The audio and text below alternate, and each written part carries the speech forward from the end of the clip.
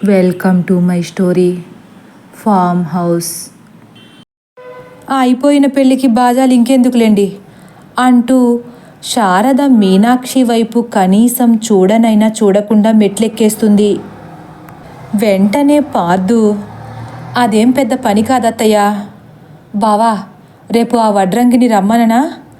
ఈ పేరు తీసేసి అత్తయ్య పేరు డిజైన్ చేయిద్దాం అంటాడు మురారి వైపు చూసి.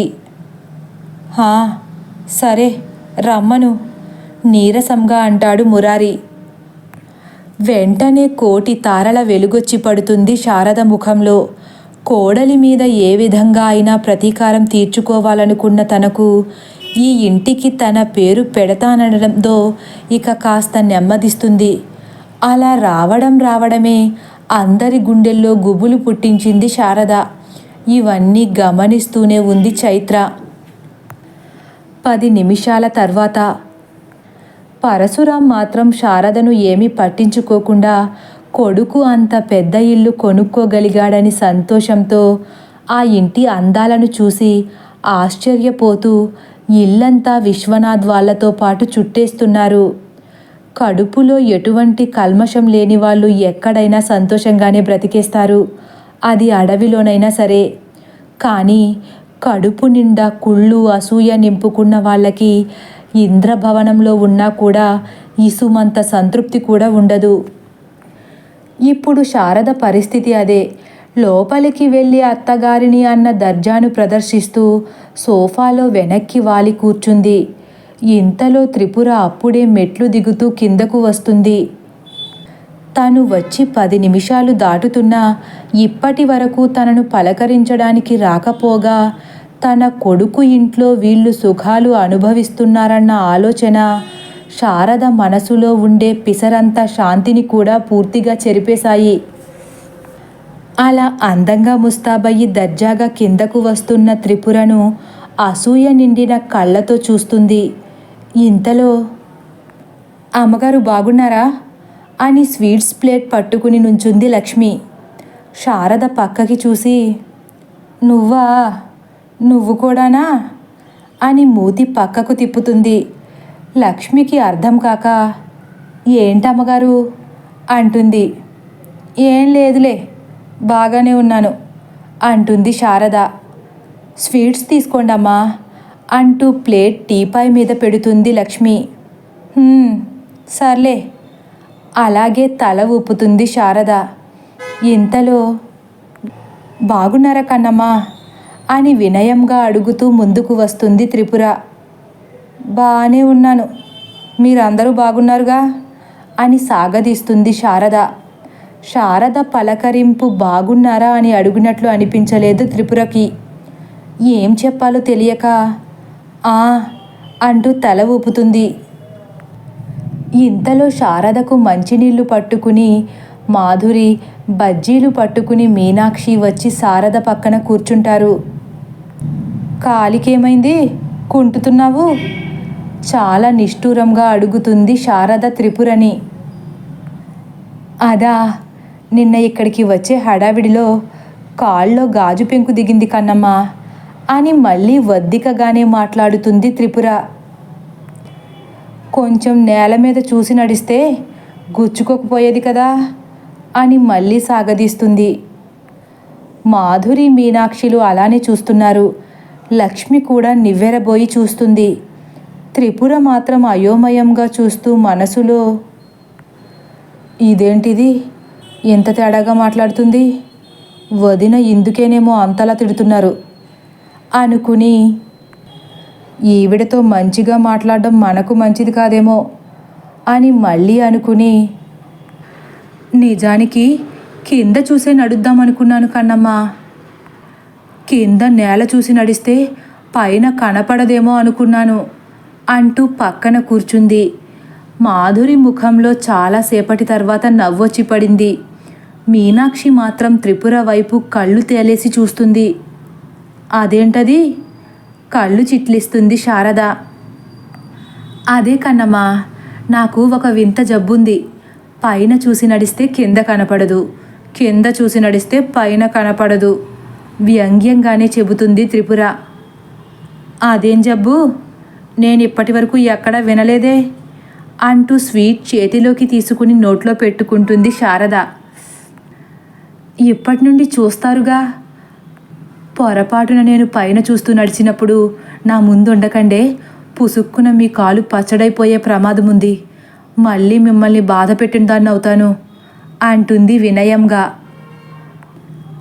అవునా? నువ్వు నేల చూసి నడుస్తున్నప్పుడైనా నీ ముందుండొచ్చా? అయోమయంగా అంటుంది శారద. అది ఇంకా ప్రమాదం కన్నమ్మా, ముక్కు పచ్చడైపోతుంది అంటుంది కాస్త కరుకుగా ముఖం పెట్టి. అదేంటది అడుగుతుంది శారద. మరి కింద నేల చూసి నడిస్తే పైన కనపడదు కదా, ఎదురుగా ఉన్నవాళ్ళు ముఖాలను గుద్దేస్తాను. మాయదారి జబ్బు నాకే వచ్చి పడాలా అని సాగదీస్తుంది త్రిపుర కూడా. మాధురి వస్తున్న నవ్వుని ఆపుతూ మీనాక్షి వైపు చూస్తుంది.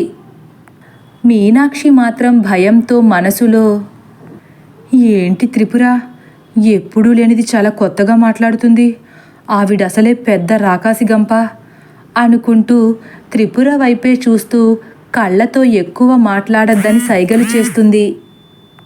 త్రిపుర సరే అన్నట్లు తల ఊపి శారద ఎదురుగా ఉన్న సోఫాలో కూర్చుంటుంది. శారద మాత్రం త్రిపుర వైపు అదోలా చూస్తూ స్వీట్ తింటుంది. ఇంకేంటి వదిన విశేషాలు? కీర్తన ఎలా ఉంది? ఏదోలా మాటలు కలపడానికి చూస్తుంది మీనాక్షి. దాని సంసారం దానిది.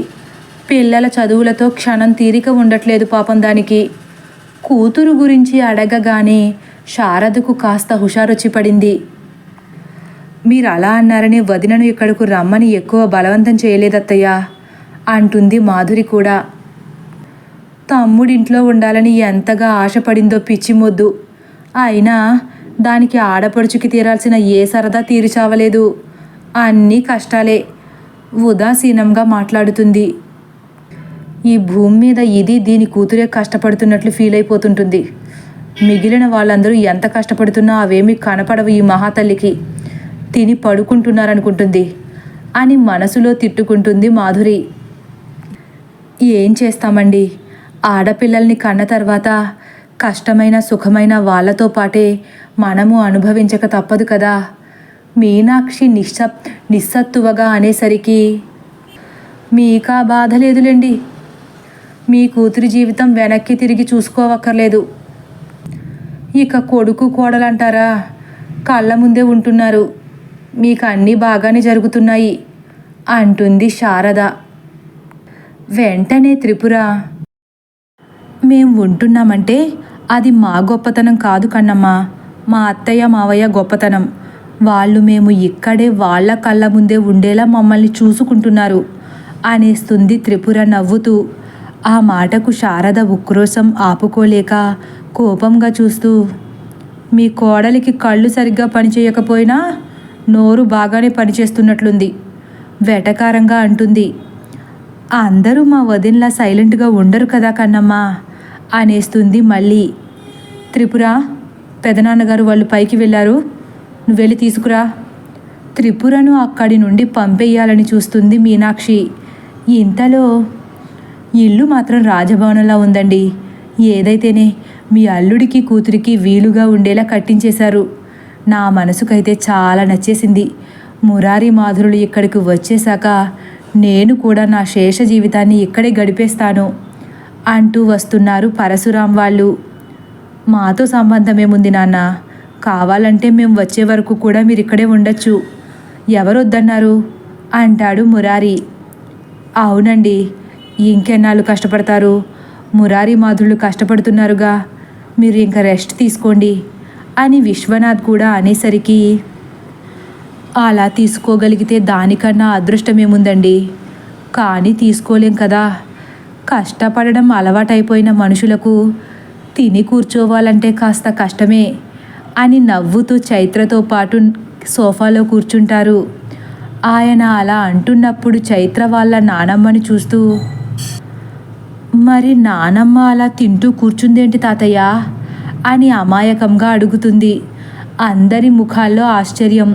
శారద ముఖమైతే వాడిపోయింది.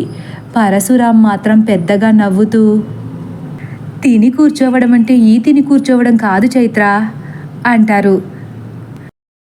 దానికి తెలియదు కదా నాన్న అని కవర్ చేస్తాడు మురారి. ఇంతలో శారద స్వీట్ తినడం చూసిన పరశురాం కంగారుగా, ఏంటి నువ్వు సైలెంట్గా తోసేస్తున్నావు? షుగర్ 300 పైనుంటుంది, మర్చిపోయావా? పెట్టారు కదా అని తినేయడమేనా అంటారు. రోజూ తింటానా ఏంటి? ఈరోజే కదా మొదటిసారి కొడుకుంటికి వచ్చాను. ఇప్పుడు కూడా కండిషన్స్ అంటే నా వల్ల కాదు అంటుంది శారద. అమ్మా, తింటే తిన్నావు కానీ తర్వాత ఒక ట్యాబ్లెట్ పడేసుకో అంటాడు మురారి. వెంటనే శారద ఏదో గుర్తొచ్చినట్లు, ట్యాబ్లెట్స్ అంటే గుర్తొచ్చింది మురారి, ట్యాబ్లెట్స్ తెచ్చుకోవడం మర్చిపోయాను అంటుంది. మరచిపోయావా? ఇద్దరూ ఒక్కసారే ఆశ్చర్యంగా అడుగుతారు పరశురాం మురారిలు. ఆ హ్యాండ్ బ్యాగ్లో పెడదాం అనుకున్నాను, పెట్టానో లేదో. మాధురి, ఆ బ్యాగ్ ఇలా తీసుకురా హడావిడిగా అంటుంది. పెట్టే ఉంటారండి, కంగారు పడకండి అంటూ బ్యాగ్ అందిస్తుంది మాధురి. శారద హడావిడిగా తడిమేస్తుంది. అనుకున్నట్లుగానే బ్యాగ్లో ట్యాబ్లెట్స్ లేకపోయేసరికి మర్చిపోయానండి డీలాగా చూస్తుంది. మరిప్పుడెలా అంటారు పరశురాం. అన్నయ్య గారికి కూడా షుగర్ ఉన్నట్లుందిగా, ఆ ట్యాబ్లెట్స్ వాడేస్తానులేండి, ఏం కాదు అని విశ్వనాథ్ వైపు చూస్తుంది. అదేమైనా స్వీట్ అనుకుంటున్నావా గుటుక్కుని నోట్లో పడేసుకోవడానికి? ట్యాబ్లెట్ డోసేజ్ ఉంటుంది, ఎవరి ట్యాబ్లెట్స్ వాళ్ళే వాడాలి అంటారు విసుగ్గా పరశురాం. అలాగా, మరిప్పుడు ఎలాగా అంటుంది శారద. ట్యాబ్లెట్స్ ఏంటో చెబితే చందుని పంపించి తెప్పిస్తాం మావయ్య అంటాడు పార్దు. అదే బెటర్, నా దగ్గర ఫోటో ఉండాలి, చూస్తాను. ఫోన్ ఓపెన్ చేసి చూస్తారు పరశురాం. అమ్మయ్య, దొరికింది అంటూ, ఇవిగో ఈ మందులే, ఇప్పుడే తెప్పించే పార్దు, లేకపోతే రేపొద్దుటికి షుగర్ 400 దాటేస్తుంది, అసలే ఇది నోరు కట్టుకోదు అంటారు. అలాగే మావయ్య, మీరేం కంగారు పడకండి అంటుండగా వెనక నుంచి లక్ష్మి, పార్దు బాబు, నేను చందు టౌన్కి వెళ్ళి పట్టుకొచ్చేస్తాం, ట్యాబ్లెట్స్ పేరు రాసివ్వండి అని ఆతురతగా అంటుంది. నువ్వెందుకు అనుమానంగా చూస్తాడు పార్దు. అవును లక్ష్మి, ఇంట్లో ఇన్ని పనులు పెట్టుకుని నువ్వెందుకు? మీనాక్షి కూడా అందుకుంటుంది. రేపొద్దుటికి కూరగాయలు సరుకులు లేవు కదమ్మా, చందుతో పాటే వెళ్ళి పట్టుకొచ్చేస్తాను, రేపు మళ్ళీ వంటకు ఆలస్యం అయిపోతుంది అంటుంది లక్ష్మి. రేపటి పని ఉంటే తర్వాత చూడొచ్చు, ఇప్పుడు వంట పని ఎవరు చూస్తారు నువ్వు వెళ్ళిపోతే? ఎంతమ్మా, భోజనాలు ఎప్పుడో రాత్రి 9ంటికి కదా, 1 గంటలో వచ్చేస్తాం కదా అని మీనాక్షిని ఒప్పించడానికి చాలా ప్రయత్నిస్తుంది. సరే, ఏదో ఒకటి చెయ్యి, కానీ పని చూసుకుని తొందరగా పని తెముల్చుకుని రావాలి. మీ భార్యాభర్తలిద్దరూ పెత్తనాలు చేస్తే అస్సలు ఊరుకోను కఠినంగా చెప్తుంది మీనాక్షి. అయ్యో, ఇంట్లో ఇంత పని పెట్టుకుని అలా ఎందుకు చేస్తానమ్మా? నేను వచ్చే వరకు మీరు వంటగదిలోకి వెళ్ళొద్దు, సరేనా అంటుంది లక్ష్మి. సరే పార్దు, ఆ ట్యాబ్లెట్స్ పేపర్ మీద రాసివ్వు, వెళ్తానంటుందిగా అంటుంది మీనాక్షి. చందుకి వాట్సాప్ చేసేశాను అంటాడు పార్దు. సరే అమ్మా, నేను వెళ్ళి అన్నీ పట్టుకొచ్చేస్తానే అని కంగారుగా తల కూడా దువ్వుకోకుండా ముందుకు అడుగేస్తుంది లక్ష్మి. అలా చింపిరి జుట్టుతో వెళ్ళిపోతావేంటి లక్ష్మి? తల దువ్వుకుని చీర సర్దుకుని వెళ్ళు అంటుంది త్రిపుర. పర్లేదమ్మా, కారులో నన్నెవరు చూస్తారు, చీర కారులో సర్దుకుంటాను అంటూ మనసులో, ఈ రాత్రి కనుక ఈ ఇంట్లోనే ఉంటే రేపొద్దుటికి దువ్వుకోవడానికి తల ఉండదు, చీర కట్టుకోవడానికి నేను ఉండను అనుకుంటూ చైత్ర ఎలా ఉందా అని ఒకసారి చైత్ర వైపు చూస్తుంది. తదుపరి భాగం కోసం వేచి ఉండండి. ఒకవేళ నా కథ కానీ మీకు నచ్చినట్లయితే లైక్ చేసి సబ్స్క్రైబ్ చేయడం మర్చిపోకండి.